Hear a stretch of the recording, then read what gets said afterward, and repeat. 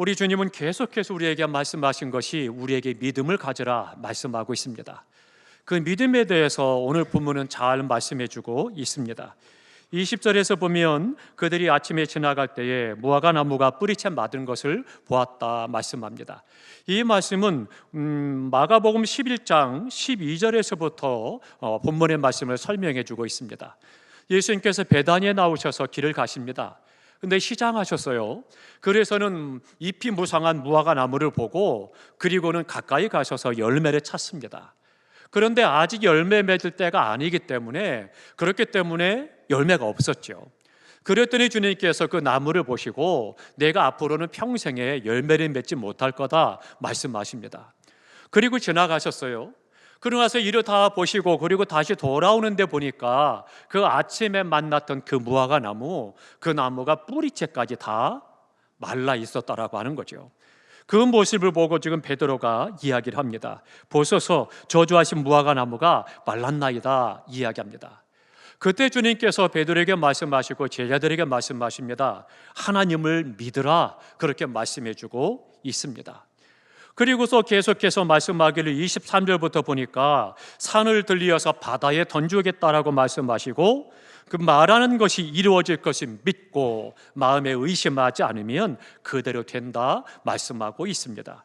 그래서 하나님께서 우리가 기도할 것을 믿으면 그대로 이루어 주신다는 것을 말씀해 주고 있는 거죠. 그리고 마지막 24절에 보면 우리가 무엇이든지 기도하고 구하는 것을 받은 줄로 믿으라. 그리하면 그대로 되리라 말씀해 주고 있습니다. 그러니까 이 본문의 말씀은 뭘 말씀하는가 하면 믿음에 대해서 말씀을 합니다. 그러면 우리가 누구를 믿을 것이냐? 오늘 우리가 하나님을 믿음으로 말미암아 당연히 주님 앞에 나와서 예배하고 또 말씀대로 살아가려고 하고 하나님의 영광을 드러내는 삶을 살려고 힘쓰고 있죠. 내가 누구를 믿느냐라고 하는 것을 아는 것이 중요한 부분이고 또 하나는 그러면 어떻게 믿을 것이냐? 이것이 또한 중요하고 그러면 우리가 하나님을 믿고 구하면 어떻게 되는가? 어떤 하나님의 은혜가 있는가라고 하는 것을 말씀해 주고 있는 것입니다. 그러면 첫 번째로 말씀하는 것이 뭐냐? 하나님을 믿으라 말씀하고 있습니다. 그래서 제자들이 무화과 나무가 마른 것을 죽은 것을 보고 두려워하는 그들에게 하나님을 믿으라라고 말씀을 하고 있습니다. 하나님을 믿는데 중요한 것이 뭐냐? 하나님이 누구이신가? 이것을 알아야 믿는 것이죠. 그 대답, 하나님이 누구시냐? 이 부분을 성경은 쭉 말씀합니다. 창세기부터 계시록까지 계속해서 반복해서 말씀하신 것이 하나님은 누구이신가? 그것을 우리에게 말씀해주고 또 증거해주고 있다라고 하는 겁니다. 말씀으로 천지 만물을 창조하셨습니다. 그리고 만든 모든 만물이 하나님의 섭리 가운데 다 움직여지고 있고 하나님의 인도하심과 보호하심을 받으며 살아가고 있습니다. 그 안에 나라고 하는 존재도 포함이 되어져서 그 안에서 하나님의 인도하심과 보호하심과 또 하나님의 섭리 가운데 우리가 살아가고 있습니다. 뿐만 아니라 사람을 창조하셨고 우리를 죄에서 다 구원하셨고 그리고 세상을 다시 심판하실 것이요 영원한 하나님의 나라를 준비하신 하나님이심을 우리에게 가르쳐서 말씀해주고 있는 것입니다. 성경 전체를 살펴보면요 믿음 혹은 믿는다라고 하는 이 명사나 동사를 무려 550번 이상이나 기록하고 있습니다. 계속 믿어라. 믿음이 무엇이냐? 그것을 우리에게 말씀해 주고 있는 거죠. 그러니까 성경이 그토록 강조하고 있는 믿음이 뭐냐라고 하는 것입니다. 바꿔 말씀드리면 우리가 하나님을 믿는다는 것, 그것이 무엇이냐라고 하는 거죠. 우리가 하나님을 믿는다는 것은요, 첫 번째는 하나님을 인정하는 것입니다. 하나님은 위대하십니다. 전능하십니다. 우리의 기도에 응답해 주십니다. 우리를 구원하시는 하나님이심을 그 하나님을 인정하는 것, 이것이 믿음이라고 하는 것입니다. 그러니까 하나님께서는 나의 오늘 겪는 이 문제도 저 문제도 능히 다 해결해 주시는 하나님이시다라고 하는 것을 인정하는 것, 이것이 바로 믿음이라고 하는 것입니다. 또 하나 두 번째로는요, 믿음은 고백하는 것입니다. 하나님께서 나의 구주가 되시고 내 모든 삶을 이끌어 가시고 인도하시고 도우시고 해결하시는 능력의 하나님을 인정할 뿐만 아니라 그 하나님에 대한 고백이 있어야 된다는 거죠. 로마서 10장 10절에 말씀합니다. 사람이 마음으로 믿어 의에 이르고 입으로 시인하여 구원에 이르느니라 말씀하십니다. 그러니까 입으로 내 입술로 고백하고 시인할 때 그가 구원을 받게 된다 말씀하고 있는 거죠. 하나님께서 나의 하나님이심과 그 하나님께서 나와 함께 계심과 하나님께서 나를 사랑하신다는 사실을 믿고 고백하는 것, 이것이 바로 믿음이라고 하는 것입니다. 나에게 믿음이 있다면 주님이 어떤 분이신가를 반드시 고백해야 되는 것입니다. 마가복음 16장에 가보면 길을 가다 주님께서 제자들에게 묻습니다. 세상 사람들이 나를 누구라고 하더냐? 묻습니다. 제자들이 사람들에게 들은 말씀을 전합니다. 더러는 선지자, 더러는 예레미야, 혹은 세례 요한이라 하더이다. 그렇게 대답을 합니다. 주님께서 다시 반문합니다. 그러면 너희는 나를 누구라 하느냐? 믿음의 고백을 지금 요구하고 있습니다. 사랑하는 성도 여러분, 우리는 주님을 누구시라고 믿습니까? 그때 베드로가 고백하고 있습니다. 주는 그리스도시요 하나님의 살아계신 하나님의 아들이십니다라고 고백하고 있습니다. 이 대답이 끝나자마자 주님께서 말씀하십니다. 바요나 시몬아, 내가 복이 있도다. 그런데 이것을 알게 하니는 혈육이 아니다라고 말씀하고, 그리고는 내가 내 이름 위에 반석 위에 교회를 세울 것이다 말씀하고 있습니다. 베드로가 주님을 향해서 주님이 누구이신가, 어떤 분이신가라고 하는 것을 올바르게 고백했을 때 우리 주님은 기뻐하셨고 그 고백 위에 교회를 세우신다라고 하는 거죠. 고백이 있어야 믿음이 있는 것입니다. 하나님께서 나의 하나님이 되시고 나와 함께 계시고 나를 사랑하심을 고백할 수 있는 믿음이 있기를 주님의 이름으로 축원합니다. 또 하나 세 번째로는요, 믿음은 뭐냐? 하나님을 인정할 뿐만 아니라 나의 구주 되심을 고백할 뿐만 아니라 순종하는 것입니다. 순종이라는 것은 고분고분 따라가는 것, 말 잘 듣는 것, 그것이 바로 순종이라고 하는 것입니다. 요한계시록에 보면 구원받은 사람들이 어린 양 대신 예수님을 따라 어디로 인도하든지 따라가더라, 그렇게 말씀하고 있습니다. 그러면 어린 양이 어떤 존재냐? 양 가운데서 어린 양은요, 철이 없는 존재요, 어디로 가야 될지 알지 못하고 힘이 없는 그런 양입니다.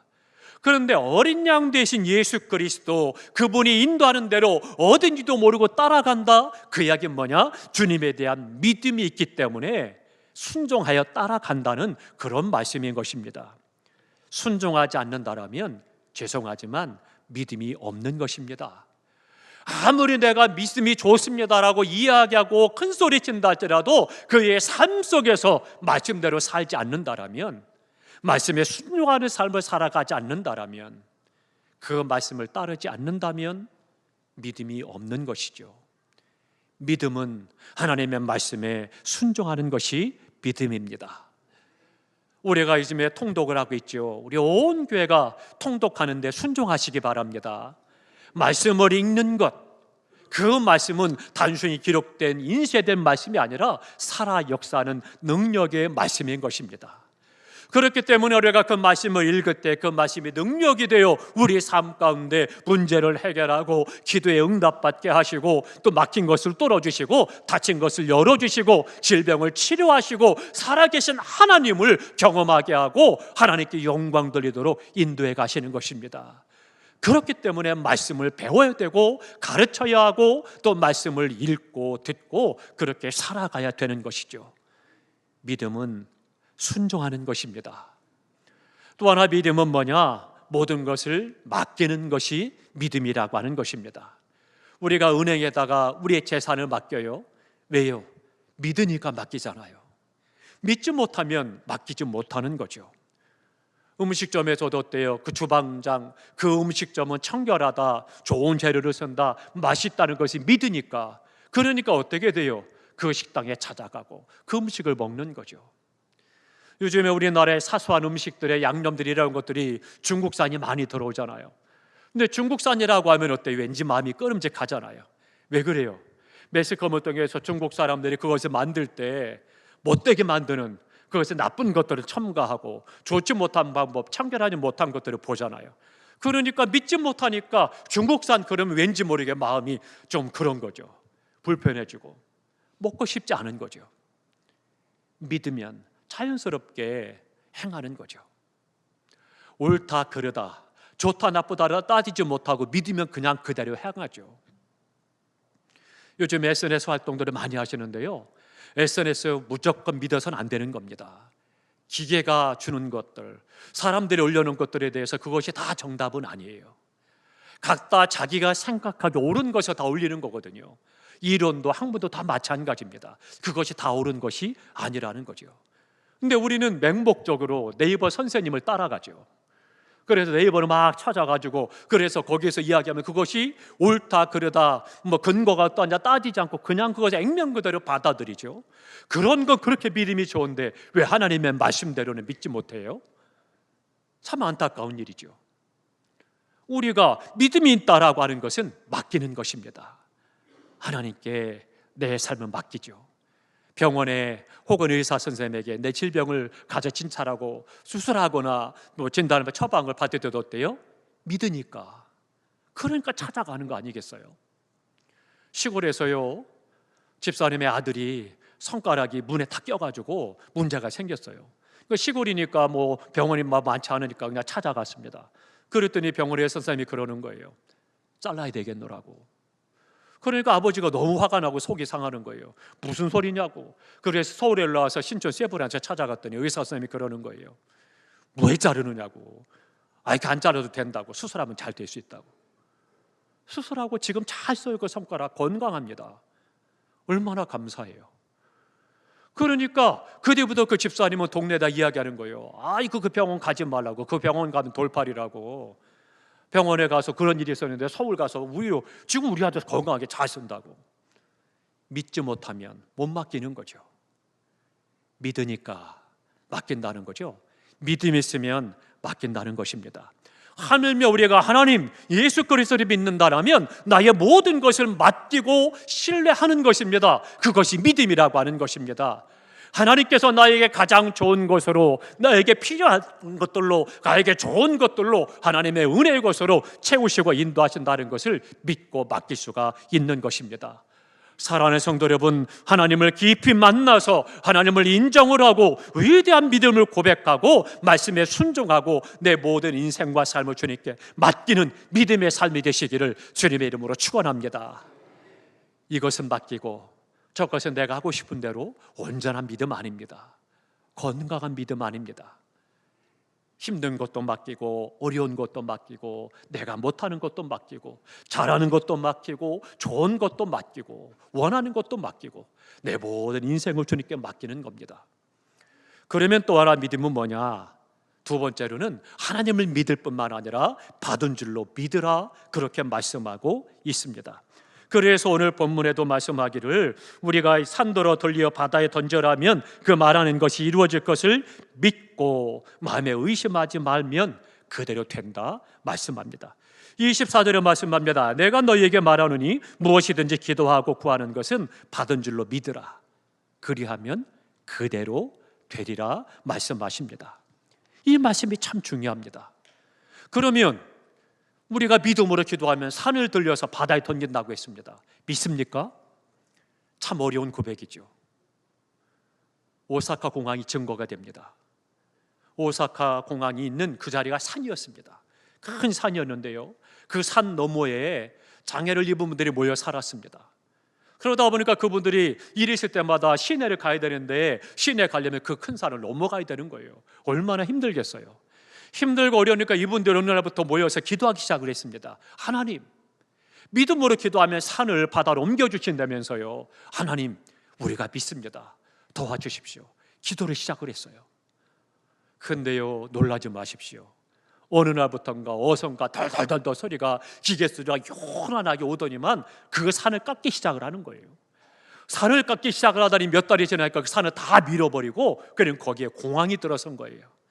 그러면서 큰 길이 나고 이제는 그분들이 편하게 시내에 들어가서 일을 보고 장도 보고 볼일 보고 돌아올 수 있는 거예요.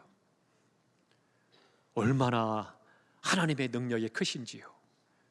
말씀하시는 것을 이루시는 하나님이십니다. 그들이 믿음으로 기도했더니 그렇게 산을 옮기셔서 그래서는 하나님이 응답해 주시고 그 삶이 평안하도록 인도해 주신 거죠. 하나님의 능력은 우리가 상상을 초월하는 역사로 인도해 가십니다. 이성적으로 논리적으로 생각으로 따져서 순리적으로가 아니라 하나님의 능력을 믿는 믿음을 요구하고 있는 것입니다. 마가복음 9장에 가보니까 귀신 들린 아들을 데리고 온 아버지가 있습니다.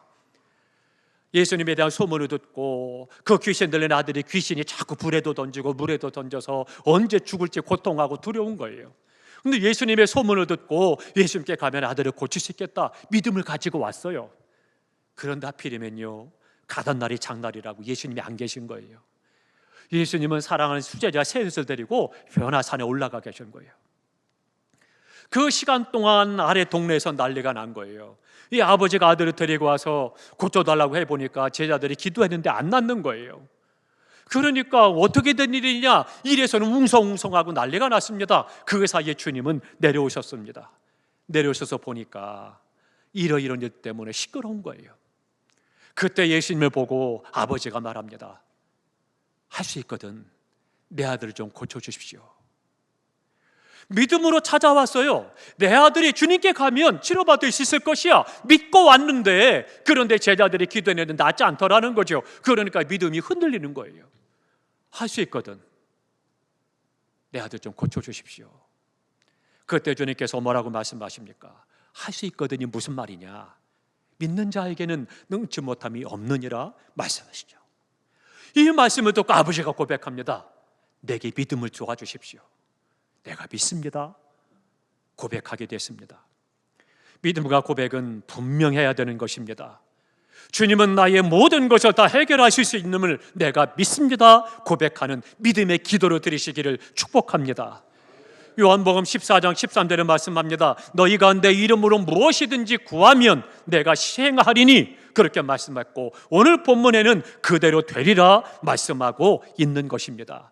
그대로라고 하는 말씀은 믿은 대로 그 말씀인 것입니다. 그러니까 14절에 말하기를 내 이름으로 무엇이든지 내게 구하면 내가 행하리라 말씀하고 있는 것입니다. 위대한 축복을 말씀하고 있는 것이죠. 이 세상에 누가 자신이 원하고 바라고 소원하는 대로 그렇게 다 이루어진 사람 누가 있습니까? 오히려 그렇지 못한 것이 훨씬 많이 있죠. 그런데는 본문은 말씀합니다. 그대로 되리라 그렇게 말씀해주고 있는 것입니다. 이 말씀 속에서는요 믿음의 능력, 기도의 능력을 우리에게 말씀해주고 있는 거죠. 믿으면 그대로 된다는 것을 믿으시기를 주님의 이름으로 축원합니다. 사랑하는 성도 여러분, 믿으면 그대로 될 것을 믿고 기도하면 그대로 이루어질 것을 믿으시기 바랍니다. 그렇기 때문에 믿고 기도하셔서 놀라운 하나님의 능력과 은혜를 날마다 경험하며 하나님의 뜻을 이루어가고 이 땅에서 승리하는 은혜의 삶이 되시기를 주님의 이름으로 축원합니다.